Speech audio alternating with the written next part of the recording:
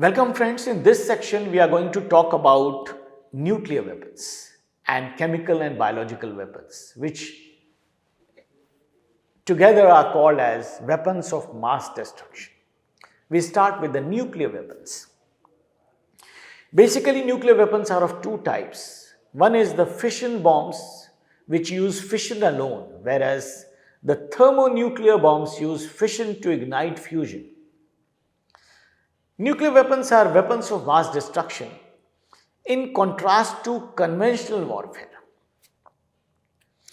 Nuclear weapons can produce destruction in a much shorter time and can have a long lasting radiological result. So, the result or the consequence of a nuclear weapon used, the radiological consequences continue to be there, sometimes even to hundreds of years. So that is the difference. That conventional weapons basically have immediate effect. So if a country is using a bomb, say a huge bomb, say the size of a football field, so what that bomb is going to do, you drop the bomb, so wherever it drops, whether at the right intended place or some other place, what it will do is immediately flatten an area equal to a football field.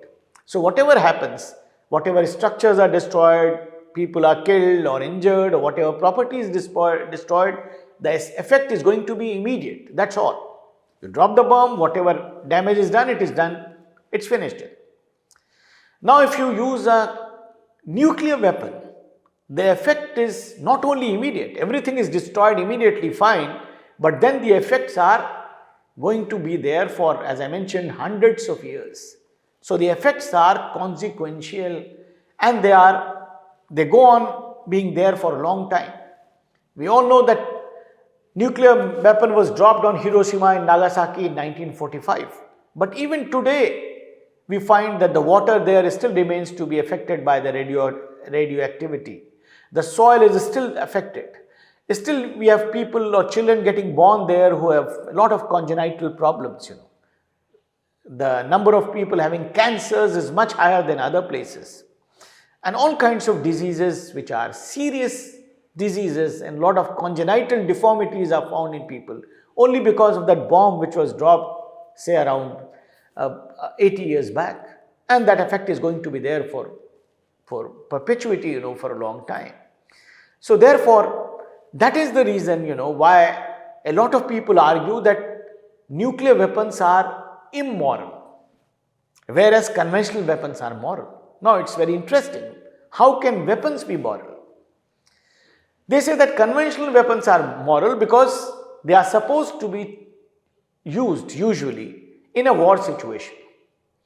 And that war situation is a war which is declared, which is a just war according to the just war theory which we have discussed in the earlier section. So, it is a just war. You are fighting a war. And the war is being fought between combatants, soldiers of both sides. That is an ideal situation. So if soldiers here are using those conventional weapons on soldiers of the other side and vice versa, so whosoever is being killed or injured that is happening in a war zone. So when you go to a war zone, when you enlist as a soldier, you know what is going to be the consequence. So it's not something which you have not thought of, So in war, you might escape unhurt if you are very lucky, but you might be injured, you might even be killed, That's what you bargained for. So that is what has happened. But what will happen only at the time when the weapon is being used and the war is being fought. Once the war is over, everything is back to normal. So therefore, killing someone in a war means killing a soldier by the soldier on the other side in a war is moral. And therefore, the use of conventional weapon for that purpose is something moral, is allowed. Is not absolutely moral, but conditionally moral. Whereas on the other hand, it is argued that non-conventional weapons like nuclear, chemical and biological weapons, they are immoral. Why? Because they are not only, they are killing people also in a very violent manner. It's not only somebody being killed by a bullet, or in earlier times, somebody being beheaded by a sword. Here, you are being killed in a very, very violent way. And you know how violent the deaths were in Hiroshima and Nagasaki. So that killing of people, and that too so violently, in such a violent, inhuman manner, that is considered to be immoral. And then the effects are not only felt by those people who are there at that time. So even if some non-combatants are killed in a war, which is known as collateral damage, it is acceptable because when war will happen, some mistakes might happen. But the mistakes and the war end at the same time when it is a conventional war. When a nuclear war is fought, the consequences, as we have already argued, are going to be in perpetuity. So this generation, people of today like you and me, if there is a war, God forbid, in our country, or our country is fighting a war with some other country today, the war will start at some point of time and it will end at some point of time. So whatever violence happens, that will happen in that time period. Once that war is over, everything is over. But if it is a nuclear war, the effects are going to be felt by the future generations. Now the argument is that those future generations did nothing wrong. For us, it can be argued that at least we might have committed some mistakes, some policy decisions went wrong, and therefore war happened. It can be justified in some manner or the other. But the future generations had nothing to do with the war today. But despite not being at any fault, because they were not even born at the time of a war, but they are still going to suffer the consequences of this war in the terms of congenital diseases, in the times of getting, polluted air, water, and polluted crops and fruits which are coming in from that soil. So they are being forced to bear the consequences of the faults, if any, of a past generation. So children which are being born in Japan, or who have been born in Japan after 1945 till today, they have not committed any wrong, obviously. But they are being forced to bear the consequences of what has happened before their birth, and therefore it is suggested that non-conventional weapons like nuclear weapons are immoral. They should not be used at all, and that's the reason why they are banned, and that's the reason why a lot of people in the world, disagree with the fact that the thought of using chemical weapons is immoral, inhuman, and it's wrong in every possible way. Then the other argument is that conventional weapons are legitimate. Of course, it flows from the same argument that since they are moral, therefore they are legitimate, and since non-conventional weapons are immoral, therefore they are not legitimate. They are illegitimate weapons, and therefore they should not be used in a war theatre. But despite that, a lot of countries, or a significant number of countries, are nuclear weapon state, and among them are the most powerful countries of the world. And they are nuclear weapon states because they think probably that these nuclear weapons give them an extra advantage in terms of projecting their power. And they have got these weapons of ultimate use, they are the ultimate weapons, and they can give them a distinct advantage in a war situation. But they also know that these weapons are so very dangerous, and therefore they should not proliferate to other countries. So they have self-declared themselves as being responsible nuclear weapon states, and therefore they do not want these weapons to go to other countries, because according to their understanding, other countries are all irresponsible. So the countries which have nuclear weapons, they want to ensure that these nuclear weapons do not proliferate or do not go on to other countries of the world. So they are very much against the horizontal proliferation of nuclear weapons. And that's the reason they have concluded a lot of treaties in the world, like the Partial Test Ban Treaty, the Nuclear Non-Proliferation Treaty. All these are intended to stop the vertical flow of nuclear technology to other countries. And therefore, a lot of countries which do not have nuclear weapons, or which earlier did not have nuclear weapons like India, they were against this argument, and therefore India did not sign the NPT because they said that it is discriminatory.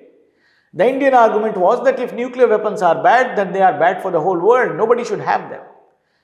So this argument is is wrong and baseless, that some countries would have nuclear weapons and they would self-declare themselves as being responsible and they would not allow other countries to have them. And eventually India also decided to go nuclear, and following us immediately Pakistan also went nuclear. So nuclear weapons are supposed to be a weapons of prestige.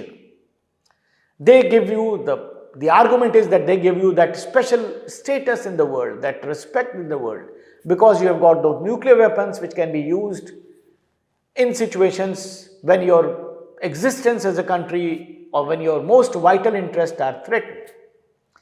But people on the other side argue that nuclear weapons, despite being so costly and so risky and so dangerous, are unusable weapons and therefore countries should not have them.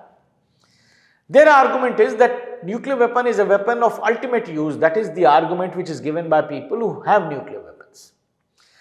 But they say that even when your survival is at stake or when you are losing a war, still you cannot use nuclear weapons. This shows that nuclear weapons are unusable because there are so many risks involved in using a nuclear weapon that a country would even lose a war, but it will not use that weapon. And then they give a lot of examples. For example, Britain's war with Argentina in the Falkland Islands. In 1982, there was a conflict between Britain and Argentina over the possession of a control of Falkland Islands. Britain was a nuclear weapon state. Argentina did not have nuclear weapons. Britain lost the war, had to withdraw from there, and still it did not use the nuclear weapons, or it could not use the nuclear weapon. Similarly, the fought a war in Afghanistan. USSR fought a war in Afghanistan. They were there for a long time. USSR was a superpower. It had all kinds of weapons and it also had a nuclear weapon. But the Afghanis drove the Soviets out of Afghanistan. The war was lost by the USSR, but it could not eventually use the nuclear weapon. So if, as claimed by the nuclear weapon states, it is the weapon of ultimate use, so that was the ultimate point when you were losing a war, but still you could not use that weapon. That means, according to the critics, that this is a weapon which is not usable. It cannot be used, and that's why you did not use that weapon even when you lost the war. Similarly, when the Americans went to Afghanistan later and they again were driven out from Afghanistan and they went back, and they also could not use the nuclear weapon and they lost that war. Similarly, South Africa, a country where there was an apartheid regime, that was a minority government of whites, and they had the nuclear bomb, and within that country, the black people, the African Americans, the Africans, the black people there, they revolted against them and there was a war, there was a conflict in the country, a lot of violence was there, and they overthrew that regime, which was so very powerful, which was supported by a lot of Western countries, and it also had the nuclear weapon with them, but that could not save them from being ousted from power, and that power was rather returned to the majority population of indigenous people of South Africa.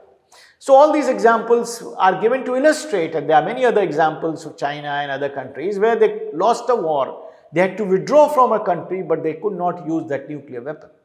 So therefore, the argument is that since 1945, no big power has been able to use the nuclear weapon even when they were at a critical situation in a war zone where they were losing that war, or they were at a distinct disadvantage, but still they could not use that weapon. So that means, therefore, that these weapons are unusable, and since they are unusable, they are just being kept by countries as trophies to demonstrate to the world, but now nobody fears them because they know that these weapons are not usable.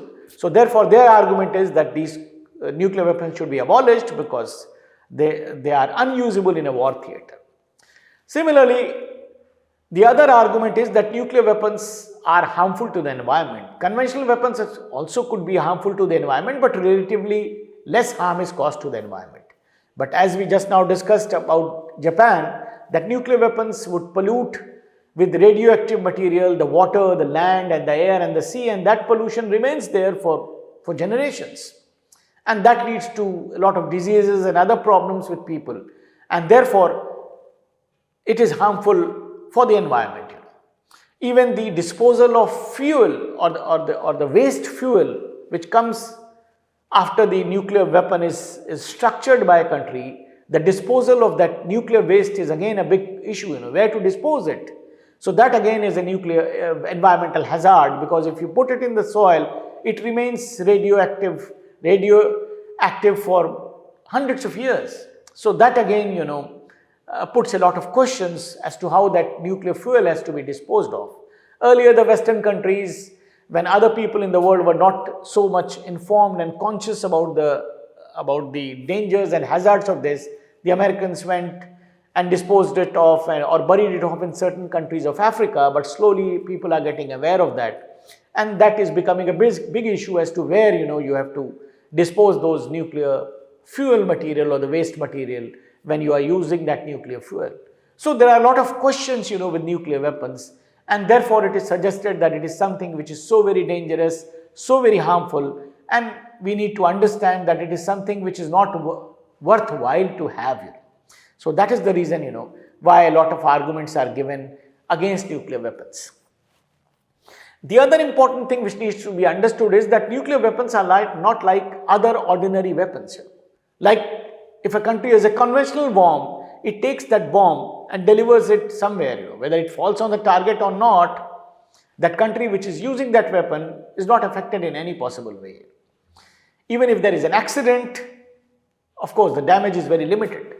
But when nuclear weapons are being used, the most important thing is it's not that you take it in an aircraft and drop it somewhere, because if some accident happens or if some missile hits your own aircraft, the weapon is going to fall on your own territory and it is going to cause untold havoc on your country. So since the damage is so huge, extensive and perpetual, that you cannot take a risk when you are delivering a nuclear weapon, and that is the biggest issue. Because when human beings are doing something, the chances of mistake are always there, even if they could be very little. But in nuclear weapon delivery, there should be no mistake. It should be delivered with perfect accuracy. It should be delivered perfectly at the target where you intend, and there is no possibility of any mistake.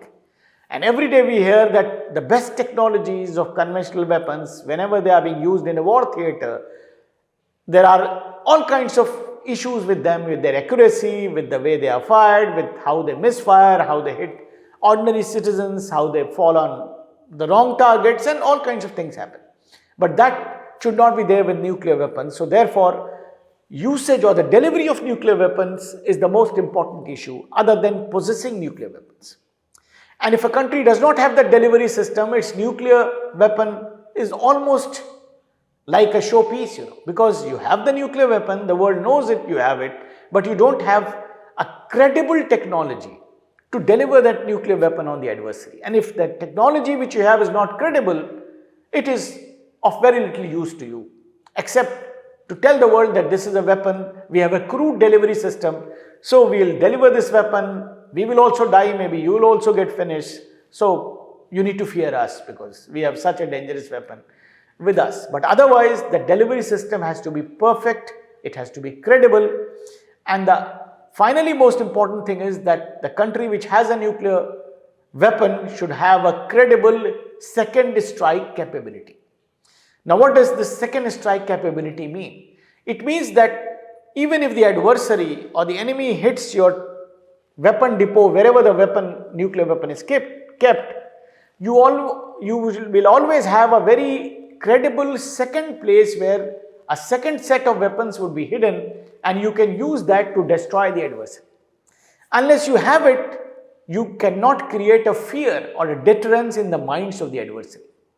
Because if you have only one place where your weapons are kept and the adversary is sure about that, there is every chance that the adversary will have all kinds of interest and motivation to go and destroy your capability, and your weapon is destroyed in your own territory and your country itself is hit by the weapon which you are keeping for the other country.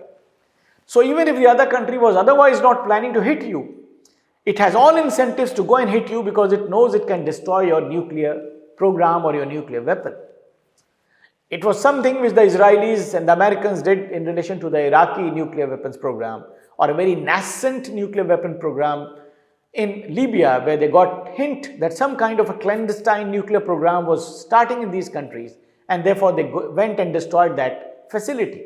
Now, that was something all right, But suppose somebody is sure that the nuclear weapons which India or Pakistan are having, they are being stored at one single place, and they know the place where it is stored, because any information can come in to the adversary by a variety of sources, we all understand. So there will be all kinds of incentive for country A or B here to go and strike and finish it off.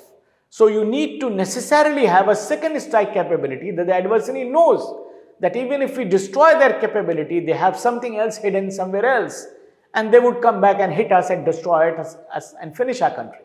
So that fear, not of the first strike capacity, but the second strike capability, will deter them from attacking you.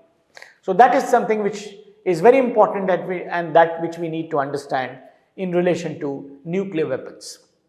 So the point is that it is not only possession of weapons or nuclear weapons which is important, but the technology which comes after that, that you need to have a credible delivery system. You need to have a very credible system of missiles and aircrafts through which you are going to deliver the weapon on the territory of the adversary in a very sure, short manner.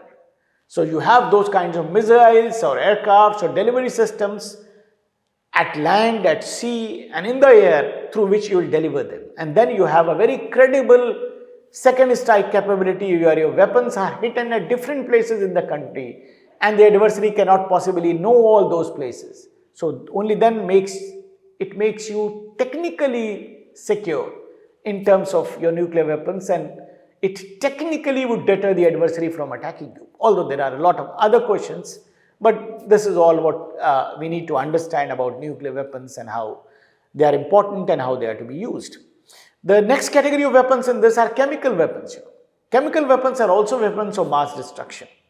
But the only difference is that although they release chemicals that disable and kill people, like you saw the Iraqis using those chemical weapons against the Kurdish population in the year 1988, and there were other accusations in Syria that chemical weapons were used, and at other places these issues come up. The only issue is that these weapons are cheap and easy to make. They could be made in a small pharmaceutical company in any country. Now the nuclear weapons are elite weapons which can only be made by countries which have that level of technology, and therefore other countries could not make it till date. There are only a limited number of countries in the world who have nuclear weapons, or who are we understand that they might also be having nuclear weapons, like North Korea and Israel. But these weapons can be made by everyone. So that alarms the big powers, because these weapons equalize the smaller powers in terms of the bigger powers, that even if we don't have the nuclear weapon, we have the chemical weapon. So therefore, chemical weapons were banned in 1992 by the Chemical Weapons Convention. Initially 14 countries, including all the major countries of the world, signed this convention in 1992. Later on, other countries joined. And in this Chemical Weapons Convention, there is a provision of strict verification. And there are threat of sanctions. Means the Chemical Weapons Convention has weaved into it the provision that if there is a chance, or there is some kind of suspicion that a particular country has chemical weapons, the teams can be sent to verify. They can go and verify and check whether you have chemical weapons, and consequently if there is something found, then there can be sanctions against your country. So the big powers can use this excuse to put sanctions on countries who they fear are having these chemical weapons. So therefore, because these weapons are weapons which every country can make and have, so big powers have ensured that other countries do not make these weapons. Although there are reports that the biggest chemical weapons arsenals are with America and Russia, but who is going to verify their stockpiles? But other countries are often accused of having these weapons and using them. There were accusations or America also, of having used some kind of chemical weapons like napalm bombs in Vietnam, and then they used some kinds of chemical weapons like white phosphorus and other kinds of chemical weapons in the war in Iraq. And there were accusations against Israel also of having used chemical weapons in Gaza in the previous conflict. So there are accusations, but when the accusations are on powerful countries, no action obviously can be taken. But when the accusations are against smaller countries like Syria and Iraq, of course, action can be taken. by the powerful countries, Similarly, biological weapons again are the same category of weapons which are easy to make, which can be made in some kind of small facilities. They use microorganisms or biologically derived toxins to make these weapons, and these weapons are also very dangerous. And the 1972 Convention against biological weapons was signed by around 100 countries, but in relation to biological weapons, there is no rather provision of strict verification. Why? Because biological weapons are being openly made by countries like America or other big countries of the world like Russia, and that is the reason why they have not put this provision of inspection here, because their argument is that biological weapons would unleash dangerous diseases in countries. So they are like some kind of microorganism which spread diseases. So we need to create antibodies, anti-venom of those weapons, and that's the reason we have to do a lot of research on biological weapons to ensure that we have the antidote to those weapons. That suppose somebody uses those weapons on our people in our territories, we can counter that, and that's the reason we need to do a lot of research on that. But still, these weapons are very dangerous, and the problem with these weapons, especially biological weapons, is for the bigger powers that they empower smaller countries, which can easily make these weapons and which can create big scares in their countries. So which empower them, although these weapons are banned and they are not to be used, but countries can make these weapons and create problems for them. A very classic example is the 2001 scare in America of anthrax spores.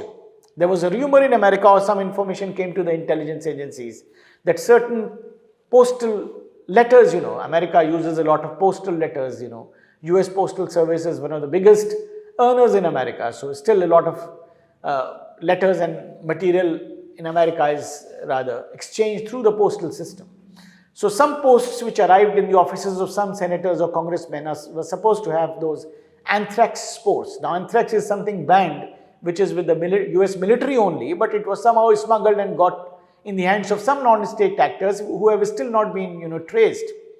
So that some spores were found in some letters, but that created a scare. And then the American government had to scan all letters which were traveling in the country, and that cost them millions of dollars.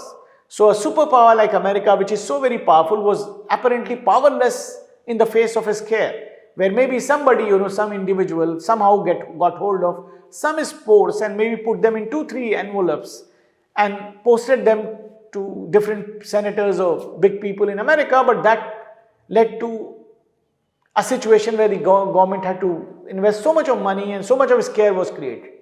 So the basic purpose of these weapons is to create scares in populations and countries, and that is what was attained, with the usage of these spores. So one can just imagine the consequences which might happen if these kinds of scares are created in countries.